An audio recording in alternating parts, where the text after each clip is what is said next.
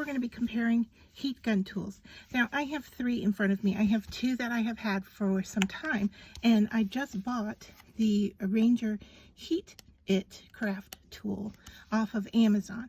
And the reason I purchased this was I saw a friend using theirs, and it's really quiet, where these two are make more noise. And so this one I've had for a long time. It's a heat blow tool. It has just an on-off switch, and it's a Stampabilities brand. I don't think you can even purchase this anymore. It is quite old, still works, has the stand on it, and you know, it's kind of like a nozzle type heat gun.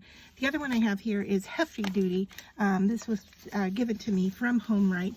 This is a digital temperature heat gun. It can be used for so much more than just crafting, and it's probably overkill for crafting. But what it does have is on this back side here is a digital display where you can change the temperature setting on it up and down. So and it has 2 switches here, so you go up one and then up again for the different time. So I have a stamp that I have embossed here, and I've stamped the same stamp 3 times with the same ink using the same embossing powder, and we're going to compare the times with the 3 tools and see how they compare. Now, of course, this heavy duty one is definitely, you know, gonna do the job because I can change the setting and I can make the heat however I want it to be. But the other thing that we're comparing here is the sound. So I will start off with this, turning this on, and then I will adjust the sound so you don't have to listen to it as it goes on.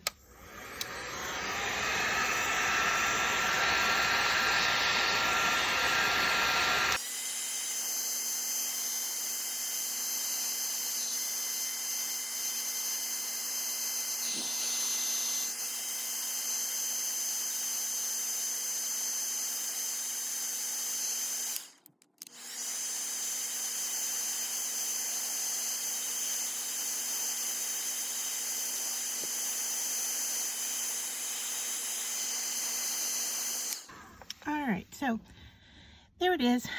The time on this, probably hard to measure because I was playing with it for the first quite a bit there. I had it set at 160 degrees. I finally turned it up to 400, and that's when it went quite quickly.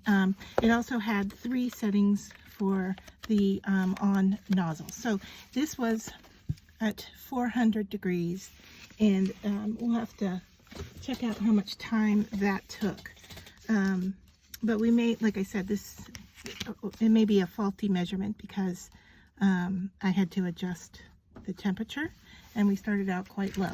Now here is the Stampabilities, 320 watt, 120 volt. It really doesn't say what the temperature is, and I don't have a measuring device for the heat of this, but I will look to see if I can get that information. If I can, I'll put it into the video. So now I'm going to work on this one.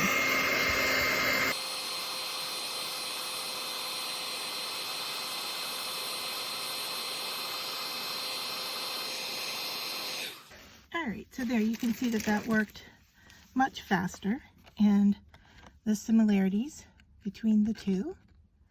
Stamping wasn't perfect, and so the coating wasn't perfect. This one seems to be raised a bit more than this one. Seems to be a little bit flatter. I don't know if that has anything to do with the heat tool itself. And then here is the last one that we're going to do.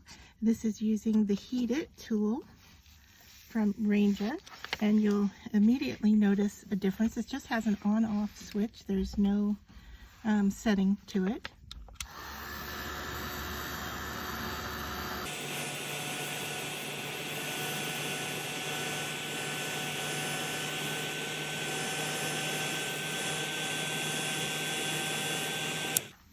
And there we go. It probably finished a little bit faster than I turned it off, but I think because my ink coverage wasn't so great, but I do have a raised bit there. So there are the 3. They all 3 worked.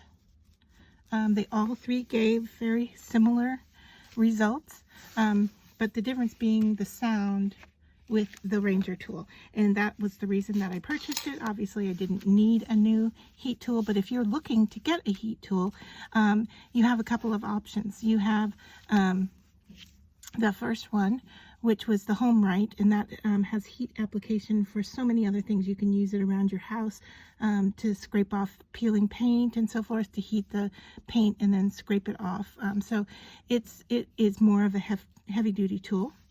There is the heat, I don't know, what do I want to call it? It's more of a like a pen-shaped type heating tool, which most people have, which works well. And like I said, I've had mine for probably more than 10 years and it's still working and works fine.